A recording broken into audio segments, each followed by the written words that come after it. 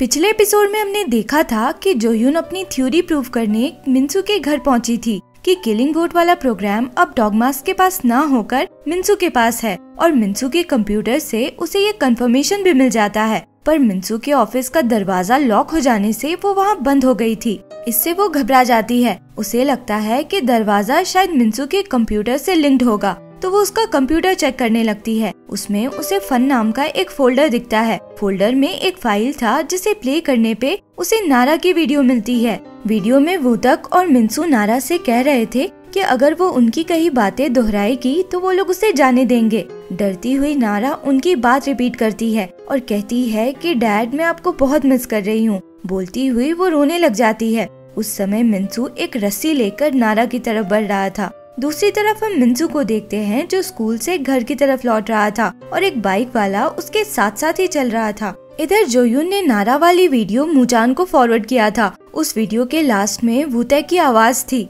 जो मिन्सू से कह रहा था कि अब बहुत हो गया, ये मर चुकी है। जोह्यून फिर कॉल करके मूचान को मिन्सू का सीक्रेट रूम दिखाती है और बताती है कि किलिंग वोट का कंट्रोल अब मिन्सू के पास है और किलिंग वोट से जो आखिरी मर्डर हुआ है वो भी मिन्सू ने ही किया है। मूचान कहता है कि अगर वो वहाँ से एविडेंस ला पाएगी तो वो इजीली उसे अरेस्ट कर सकता है। इस पे जोह्यून बताती है कि वो वहाँ बंद हो चुकी है। मूचान कहता है कि तुम एविडेंस कलेक्ट करो, मैं कुछ करता हूँ। फिर वो डिटेक्टिव सांगजे और यून से कहता है कि वो लोग मिन्सू का घर सर्च करने जा रहे हैं, पर इस बारे में उनके सुपीरियर्स को पता नहीं चलना चाहिए। नेक्स्ट सीन में हम जीहुन को देखते हैं जो मिन्सू के घर के बाहर खड़ा था। उसे डॉगमास्क नंबर 3 का मैसेज आता है कि वो काम पे निकल गया है। तभी जोमिन पीछे से आकर उसके हाथ से फोन लेकर मैसेज देख लेती है और पूछती है कि इसका क्या मतलब। एक्चुअली जोमिन को जीहुन का बिहेवियर आजकल अजीब लग रहा था, इसलिए वो उसे फॉलो कर रही थी। जीहुन एक्सप्लेन करता है कि वो तो मिन्सू के लिए गिफ्ट लेकर आया था क्योंकि उसे डर था कि इतने दिन एब्सेंट होने से उसके मार्क्स कम आएंगे और वो मिन्सू को खुश करना चाहता था। जोमिन को जीहुन की बात पे भरोसा नहीं होता। वो कुछ बोलने वाली थी तभी उसके फोन में एक नोटिफिकेशन आता है। वो देखती है कि जोह्यून के फोन का लोकेशन मिन्सू के घर का बता रहा था। वो जोह्यून को कॉल करती है और जीहुन फोन लेकर पूछता है कि क्या वो मिन्सू का कंप्यूटर इन्वेस्टिगेट कर रही है। जोह्यून के आंसर करने से पहले मिन्सू वहाँ पहुँच जाता है तो जीहुन जोमिन को लेकर किनारे छुप जाता है और जोह्यून को जल्दी से निकलने को बोलता है। बताता है कि मिन्सू घर पहुँच चुका है। जोह्यून बताती है कि वो फंसी हुई है और जीहुन से कहती है कि वो जोमिन को लेकर वहाँ से निकले। जीहुन सोच ही रहा था कि क्या करे क्योंकि मिन्सू घर के अंदर जाने वाला था, पर उसे उसकी मॉम का कॉल आ जाता है। एक्चुअली असेंबली वुमेन मिन के पास भी नारा वाली वीडियो आ चुकी थी। वो मिन्सू को जल्दी भाग जाने को बोलती है और कहती है कि वो सिचुएशन संभाल लेगी। मिन्सू तुरंत कार लेकर वहाँ से निकल जाता है। उस समय हम देखते हैं कि असेंबली वुमेन को वो वीडियो दिखाने वाला और कोई नहीं बल्कि चोई था। चोई को वीडियो मूचान ने भेजा था। चोई असेंबली वुमेन से कहता है कि मिन्सू को स्योग्जो से बचाने के लिए पुलिस प्रोटेक्शन लेनी पड़ेगी, इसलिए मिन्सू कहीं और न जाकर सीधा पुलिस स्टेशन पहुँचता है और मूचान के आगे सरेंडर करके कहता है कि मैंने ही नारा को मारा था। दूसरी तरफ हम जोह्यून को देखते हैं जो परेशान हो रही थी कि अब तक कोई उसे बचाने नहीं आया। तभी वो देखती है कि मिन्सू के कंप्यूटर से सब कुछ खुद ही डिलीट होने लग गया था। जोह्यून डिलीशन रोकने की कोशिश करती है क्योंकि इसमें ही तो एविडेंस था किलिंग वोट वाले मर्डर का, पर रोक नहीं पाती। अचानक से वहाँ का दरवाजा खुलता है और मूचान अंदर आता है। नेक्स्ट सीन में हम देखते हैं कि जोह्यून बाहर निकलकर अपनी बहन और जीहुन को बताती है कि मिन्सू एक मर्डरर है और डांट कर उन्हें घर जाने को बोलती है। उसी समय जोदान आकर जोह्यून को बताता है कि उन्हें अब तक मिन्सू का लैपटॉप नहीं मिला है। जीहुन ये सुनकर डॉगमास्क नंबर 3 को मैसेज करके मिन्सू का लैपटॉप ढूंढने बोलता है। जीहुन अब वहाँ से निकल रहा था तो जोमिन उसे रोककर कहती है कि मुझे पता है तुम्हारा कोई सीक्रेट है, तुम्हारे बारे में सारी इन्फॉर्मेशन, तुम्हारा एड्रेस सब कुछ गलत है। फिर डायरेक्टली पूछती है कि तुम डॉगमास्क हो क्या। जीहुन कुछ नहीं कहता। दूसरी तरफ मूचान उस वीडियो वाली जगह पे पहुंचता है जहां नारा का मर्डर हुआ था। उस जगह को पूरी तरह से रेनोवेट किया जा चुका था। चोई भी मूचान के साथ ही था। मूचान उससे कहता है कि ये बहुत अजीब है कि मिन्सू ने ठीक उनके अरेस्ट करने से पहले सरेंडर कर दिया, जैसे उसे पता हो कि उनके पास नारा की वीडियो है। चोई थोड़ा हंसता हुआ कहता है कि क्रिमिनल्स को यूजुअली ये सारी चीजें पता चल ही जाती है। फिर हम नेक्स्ट डे का सीन देखते हैं। असेंबली वुमेन मिन पुलिस चीफ और मुचान के डायरेक्ट सुपरवाइजर से मिलती है और अपने बेटे के बारे में कहती है कि वो तो इतना सॉफ्ट हार्टेड है कि बचपन में हुई गलती की वजह से वो आज तक खुद को ब्लेम कर रहा है और इसलिए आज सरेंडर भी कर दिया, जबकि नारा को मारने वाला तो वुतैक था, उसका बेटा तो उस समय बस उसके साथ था। पुलिस चीफ फिर मुचान को बुलाता है और कहता है कि मिन्सू ने तो खुद सरेंडर किया है, तो उसे मिन्सू पे ध्यान ना देकर स्योग्जो को पकड़ने पे ध्यान देना चाहिए। ये क्लियरली पता चल रहा था कि पुलिस चीफ असेंबली वुमेन के फेवर में था। नेक्स्ट सीन में हम जोह्यून और जोदान को देखते हैं। वो लोग मिन्सू की कार में से उसका लैपटॉप ढूंढ रहे थे पर उन्हें नहीं मिलता। जोह्यून कहती है कि उसे नहीं लगता कि मिन्सू जैसे साइको ने सारी फाइल्स डिलीट की होगी, उसने शायद क्लाउड में सब मूव कर दिया होगा।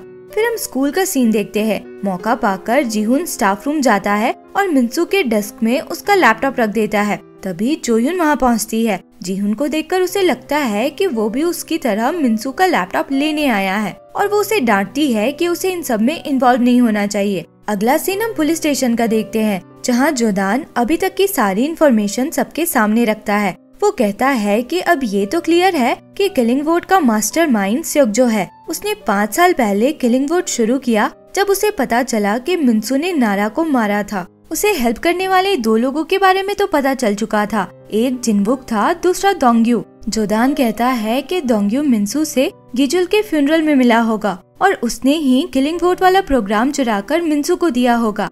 मुचान को तो अब भी येजन पे शक था, वो उस पे नजर रखने को बोलता है। जोदान फिर डॉगमास नंबर 1 के बारे में बात करता है, कहता है कि उसके बारे में कोई इन्फॉर्मेशन नहीं है, पर लगता है कि उसी ने किलिंग वोट के लिए वोटिंग ऐप बनाया है, तो मतलब उसकी टेक्निकल नॉलेज काफी अच्छी है। नेक्स्ट सीन में हम देखते हैं कि जोह्यून मिन्सू का लैपटॉप लेकर मुचान के पास आती है और बताती है कि इस लैपटॉप में कुछ भी नहीं मिला। मुचान उसे येजिन और जीहुन पे बैकग्राउंड चेक करने को बोलता है और कहता है कि जो कुछ भी वो लोग छुपा रहे हैं उसे ढूंढो। दूसरी तरफ हम दोही को देखते हैं, जो एक बार में अकेली ड्रिंक कर रही थी। अचानक स्योग्जो उसके बगल में आकर बैठ जाता है। स्योग्जो को देखकर दोही डर जाती है। वो ये भी देखती है कि वहाँ उन दोनों के अलावा कोई नहीं था, तो वो वहाँ से भागने की कोशिश करती है, पर वहाँ का दरवाजा लॉक था। स्योग्जो दोही को बताता है कि वही डॉग मास्क है जिसने किलिंग वोट शुरू किया और वो उसके शो में आकर लोगों को कुछ मैसेज देना चाहता है। नेक्स्ट सीन हम दोही के शो का देखते हैं, जहाँ वो स्योग्जो को डॉग मास्क बताकर लोगों के सामने लाती है। स्योग्जो पहले तो सबसे माफी मांगता है सबका फोन हैक करके वेदर ऐप यानी वोटिंग ऐप डालने के लिए, फिर सबसे रिक्वेस्ट करता है कि वो लोग उस ऐप को अपडेट कर ले।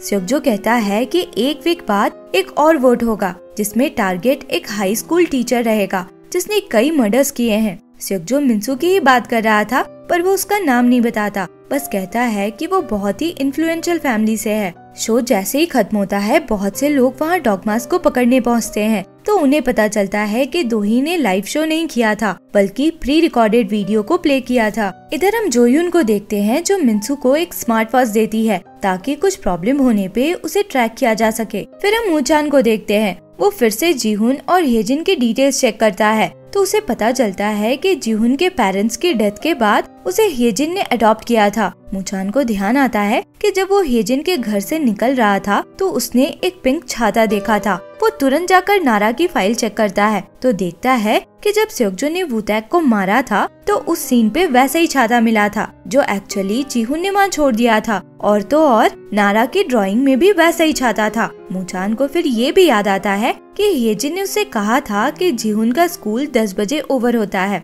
मुचान ये सब सोच ही रहा था कि जोह्यून वहाँ आती है। मुचान कहता है कि जीहुन ही मेन डॉग मास्क है जिसने किलिंग वोट मनाया। उसका स्कूल 10 बजे ओवर होता था, इसलिए किलिंग वोट भी हमेशा 10 बजे ही रहता था। दूसरी तरफ हम मिन्सू को देखते हैं, जिसे जेल में भी उसके हेल्थ इश्यूज के नाम पे काफी फैसिलिटीज मिली हुई थी। तभी वो डिटेक्टिव जिसने जिनवुक पे गोली चलाई थी वो मिन्सू के लिए दवा लेकर आता है। उसने एक्चुअली उसमें कुछ मिला दिया था। दवा पीकर मिन्सू को चेस्ट में पेन होने लगता है। वो कप को पलटकर देखता है तो उसमें किलिंग वोट वाला सिंबल बना था। वो समझ जाता है कि वो डिटेक्टिव इन्वॉल्व है। वो उसकी तरफ बढ़ता है पर वहीं गिर जाता है। उस समय मुचान भी वहाँ आ गया था। वो भी कप देखकर समझ जाता है। मुचान तुरंत मिन्सू को हॉस्पिटल लेकर जाता है। जब मिनसू को हॉस्पिटल लाया गया था तब हम डोंग्यू को भी देखते हैं जो मिनसू को पुलिस स्टेशन से फॉलो करते वहां तक आ गया था। मिनसू का डॉक्टर असेंबली वुमेन को बताता है कि निकोटीन की वजह से मिनसू की ऐसी हालत हुई है। वो समझ जाती है कि किसी ने उसे पॉइजन देने की कोशिश की है क्योंकि मिनसू ने कभी स्मोक ही नहीं किया था।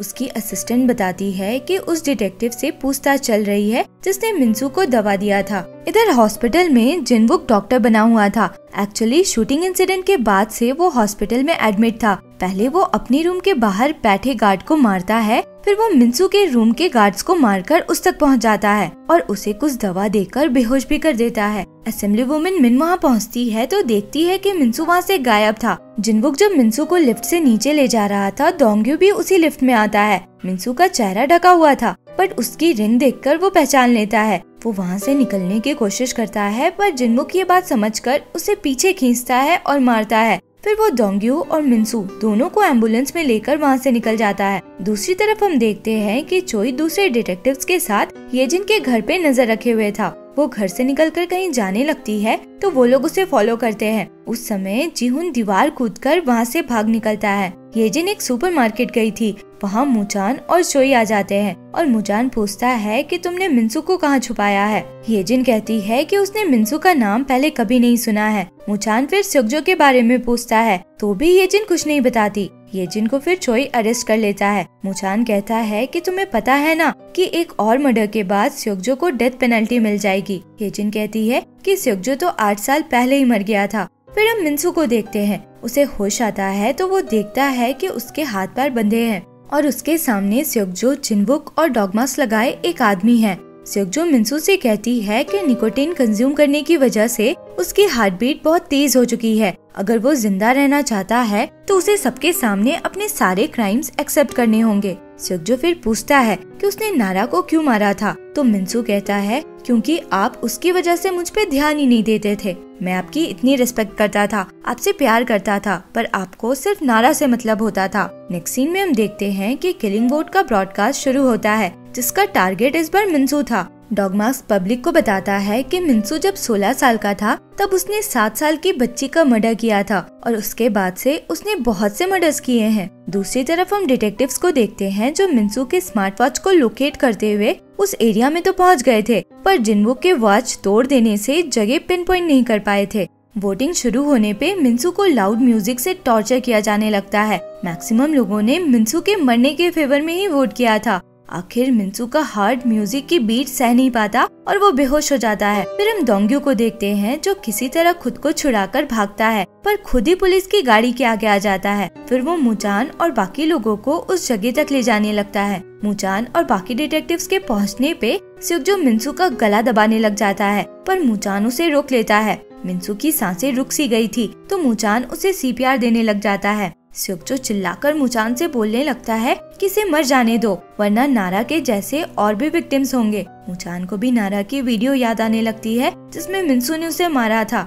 इधर जोदान जोह्युन को बताता है कि उस एरिया के एक कैफे में वैसा ही इलेक्ट्रिसिटी सर्ज है जैसा मिनसू के घर पे था। जोह्युन कैफे के रिस्ट्रिक्टेड एरिया में जाती है तो उसे वहाँ जीहुन मिल जाता है जो वहाँ से किलिंग वोट की ब्रॉडकास्टिंग कर रहा था। जीहुन जोह्युन से कहता है कि क्या तुम इस बार मुझे जाने नहीं दे सकती। मुचान और जोह्युन दोनों डिसाइड नहीं कर पा रहे थे कि उन्हें क्या करना चाहिए, अपने दिल की सुननी चाहिए या वो करना चाहिए जो टेक्निकली सही है। और इसी के साथ ये एपिसोड यहाँ खत्म होता है। आगे क्या हुआ इसके लिए मिलते हैं अगले वीडियो में। अगर एक्सप्लेनेशन पसंद आया हो तो लाइक, शेयर एंड सब्सक्राइब करें। Thank you for watching.